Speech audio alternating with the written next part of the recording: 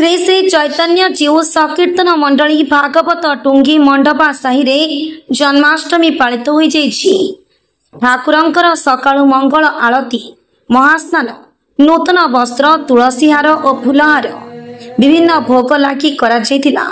संध्या बेले आरती होमयज्ञ सह संकीर्तन करा जाय जन्म बही पठन करा जायतिला।